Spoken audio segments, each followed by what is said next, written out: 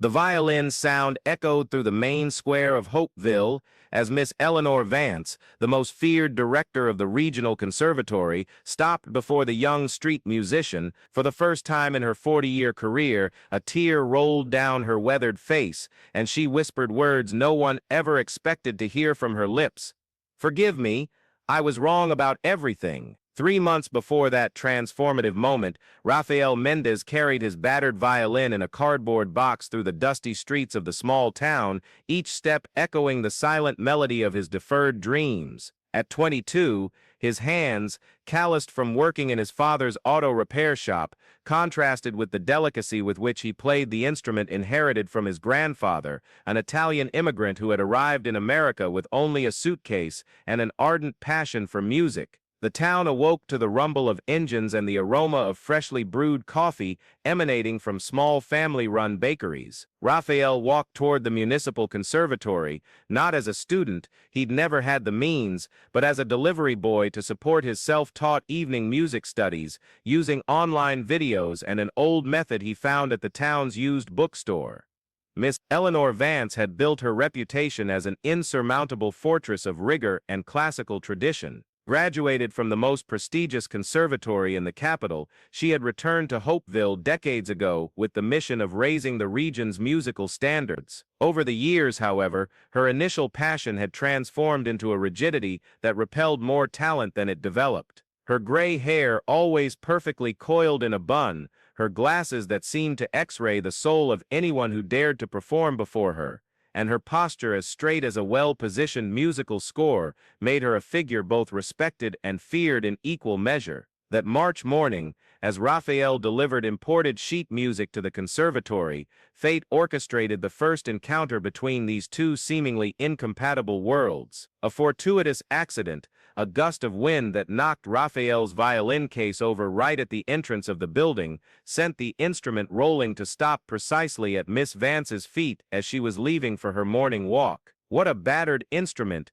she remarked, observing the violin with its peeling varnish and strings that clearly needed replacing. Raphael, embarrassed, rushed to pick it up, but she raised her hand, asking him to wait. "May I?" Her experienced hands lifted the violin, examining every detail with the eye of someone who knows the soul of instruments. "This is a Guarneri, a copy, but a well-made one. Where did you get it?" "It was my grandfather's. He came from Italy," and Raphael hesitated, realizing he was facing the legendary director about whom he had heard so many stories. "I'm sorry to bother you, I just came to deliver the sheet music." Eleanor studied the young man for a moment that seemed eternal. There was something in his eyes that intrigued her, a mixture of humility and determination that she hadn't seen in the halls of her conservatory for a long time. "You play?" "A little," Raphael replied, deliberately underestimating his abilities, as he usually did when he felt intimidated. "Show me." It was an order, not a request. Raphael looked around, noticing that some conservatory students had stopped to observe the unusual scene. His hands trembled slightly as he positioned the violin, but when the bow touched the strings, something magical happened. The melody that emerged didn't follow the conservatory's rigid rules. It was a fusion of classical technique with the raw emotionality of popular music, a musical language that spoke directly to the heart without passing through the filter of the intellect. Miss Vance was silent, her furrowed brow not of disapproval, but of intense concentration. When Raphael finished, she asked a question that caught him completely off guard. "Where did you learn that vibrato technique?" "Watched some videos and tried to imitate what my grandfather did when I was a child." "Impossible," she murmured, more to herself than to him. "That kind of expressiveness isn't learned from videos. Do you have lessons with someone?" Raphael lowered his eyes, ashamed. "I don't have money for lessons, ma'am. I work in my father's shop and study on my own when I can." At that moment, something changed in Eleanor's gaze. For a fraction of a second, she remembered herself at 16, the daughter of a seamstress, dreaming of a world that seemed unattainable. But the memory was quickly stifled by the voice of authority she had cultivated over decades. "Classical music isn't a game for self-taught musicians," she said, resuming her formal tone. "Either you do it right, or you don't do it at all. You have raw talent, but you're developing bad habits that will be impossible to correct later. Raphael put away his violin, feeling diminished. Thank you for the advice, ma'am. That wasn't advice, she retorted, surprising him again. It was an observation. If you really want to learn, be here tomorrow at 6 in the morning. I'll give you a free lesson, just one, to see if you have enough discipline to unlearn your bad habits. And so began a relationship that would challenge everything they both believed about music, teaching, and the distance between seemingly irreconcilable social worlds. Raphael arrived the next day 15 minutes before the scheduled time, his violin clean and the strings tuned as best he could. Eleanor found him in the main hall of the conservatory, sitting at the piano with a score he didn't recognize. Bach, she said, without looking up, Partita no per 2 in D minor. Do you know it? I've heard it a few times, but I've never tried to play it. Not tried to play. In classical music, either you execute with precision or you're wasting time. She stood up and walked to him, adjusting his posture with precise movements. Relaxed shoulders, elbow at the correct height, bow perpendicular to the strings. Technique isn't a suggestion, it's the law. Over the next hour, Eleanor methodically deconstructed each movement Raphael had intuitively developed, replacing them with rigorous exercises that made his fingers ache and his mind weary. But there was something about the young man's dedication that impressed her. He absorbed each correction without question, practicing each exercise with a patience she rarely saw in her paying students. Why do you want to learn classical music? She asked at the end of the lesson, putting away the sheet music. Raphael hesitated before answering.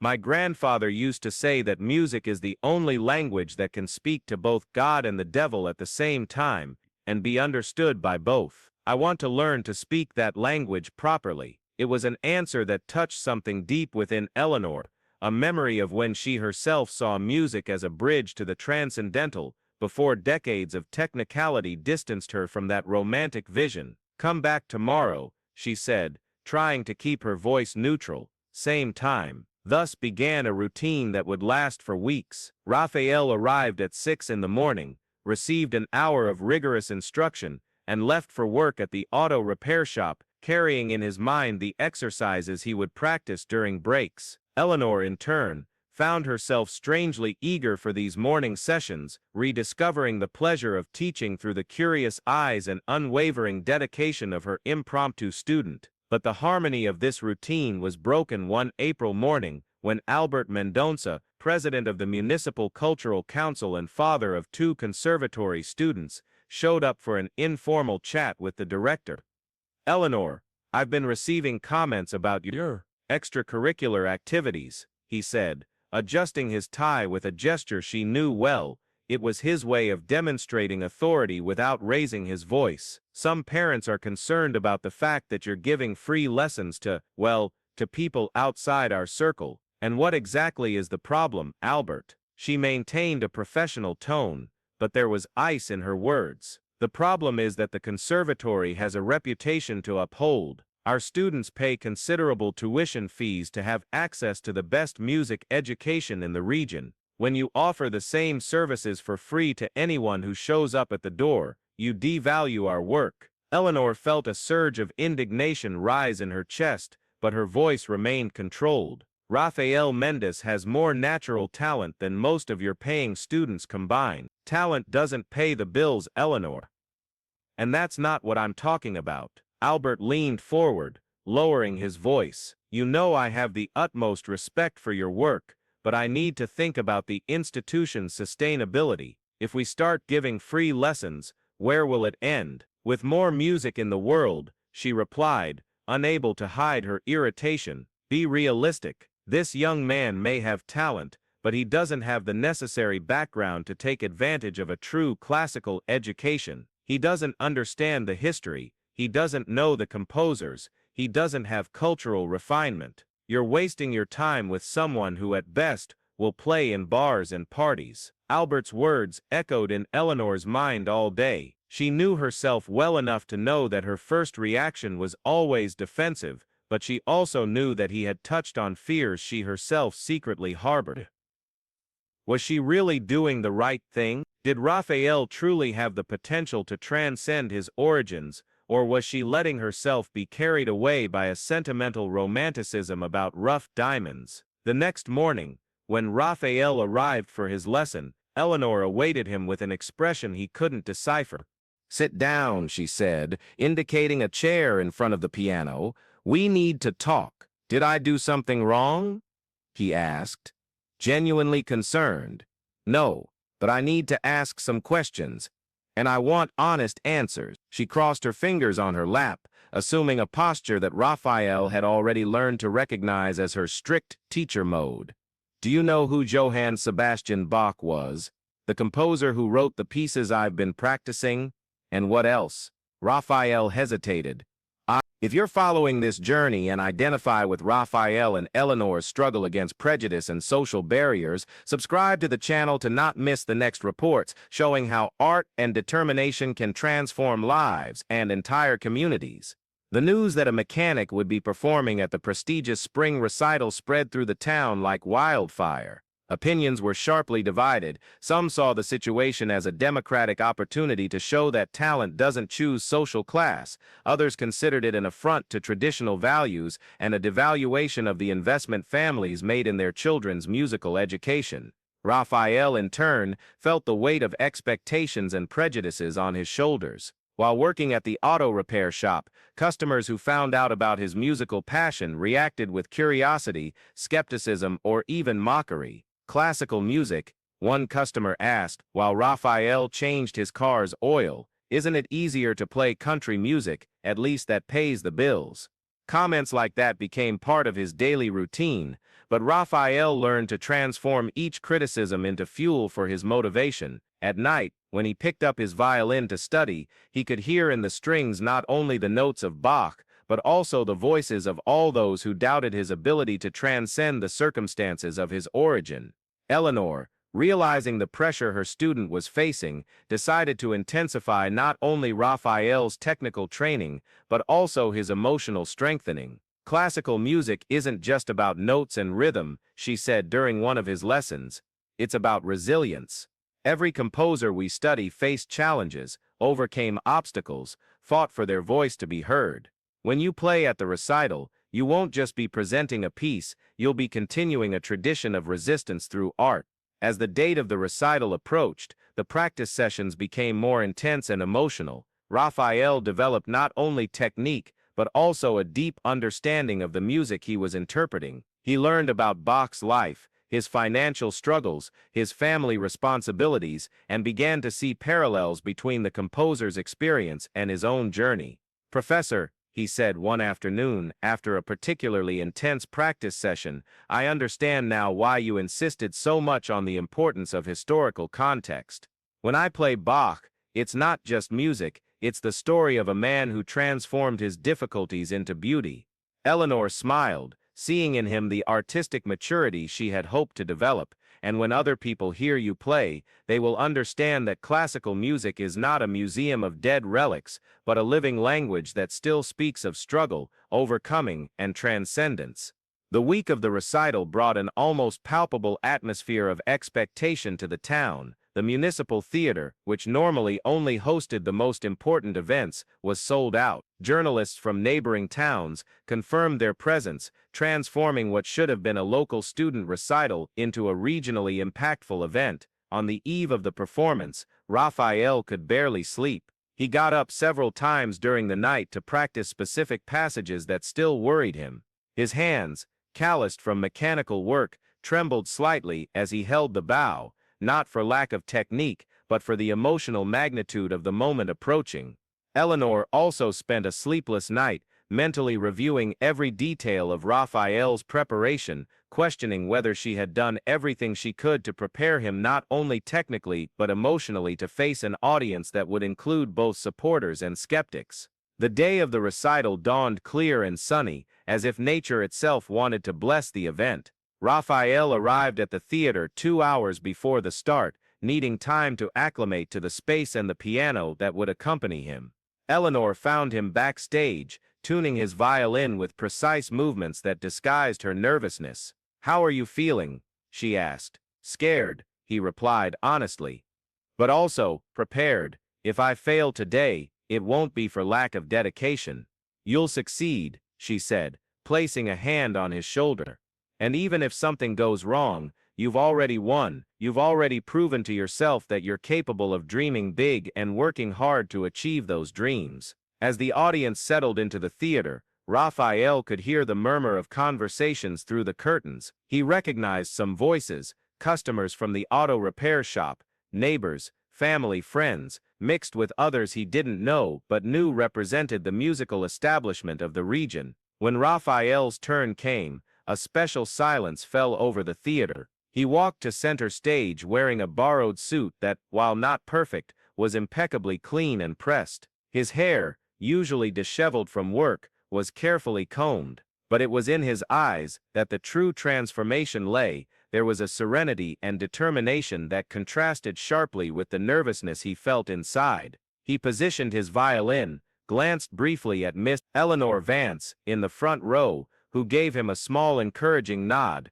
and then began to play. The first notes of Bach's Concerto in A minor flowed through the theater with a purity and emotion that took the audience by surprise. It wasn't just technique, although the technique was impeccable. It was music born from the soul and spoke directly to the soul of the listener. Raphael played with his eyes closed, lost in the music, transforming into a channel through which Bach's genius manifested itself. Each note carried not only the composer's original intention, but also the personal experience of a young man who had fought against all odds to be on that stage. In the audience, diverse reactions followed. Some listeners, who had come prepared to find technical flaws, found themselves gradually captivated by the authenticity of the performance. Others, more resistant, tried to maintain their skepticism, but found it difficult to deny the quality of what they were hearing. Mrs. Mercedes, who had been one of the most critical voices against Raphael's participation,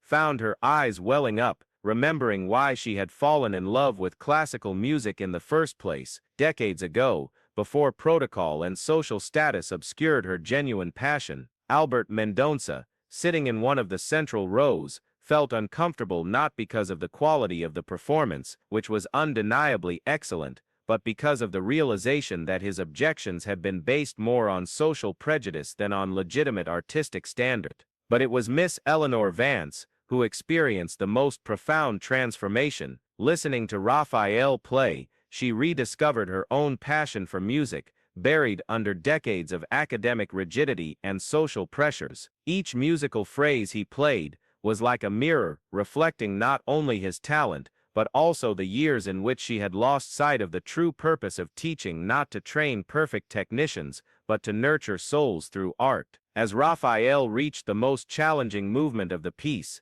a passage that required not only technical dexterity, but also interpretive maturity, something extraordinary happened. A string broke. The metallic sound of the broken string echoed through the theater, followed by a tense silence. Raphael opened his eyes, looked at his violin, and for a moment, it seemed that the nightmare of any musician was materializing at the most important moment of his life. But then, something no one expected happened. Instead of stopping, instead of apologizing, or leaving the stage, Raphael smiled. A small smile, almost imperceptible, but one that carried a serenity that calmed the entire audience. He adjusted the position of his violin, quickly tested the remaining strings, and continued the piece. What followed was a demonstration of pure musicality. Raphael instantly adapted the piece for the 3 available strings, rearranging passages, transposing some notes,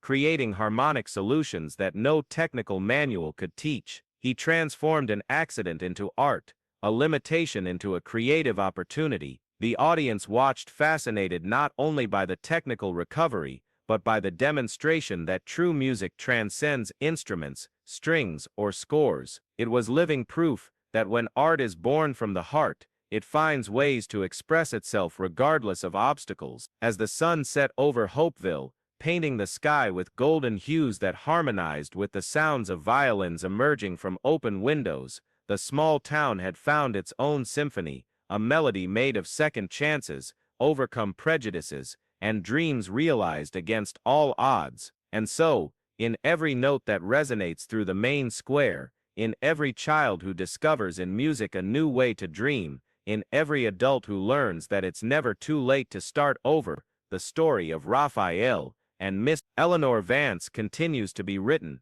an infinite score of hope, transformation, and the unwavering belief that true art has the power to heal not only individual hearts, but entire communities. The healing harmony wasn't just in the music Raphael played that memorable recital, but in the capacity we all possess to recognize our shared humanity through beauty, vulnerability, and the courage to dream beyond our circumstances. And that, perhaps, is the most precious lesson music can teach us, that when we play from the heart, barriers dissolve, and what remains is pure human connection, vibrating in perfect harmony.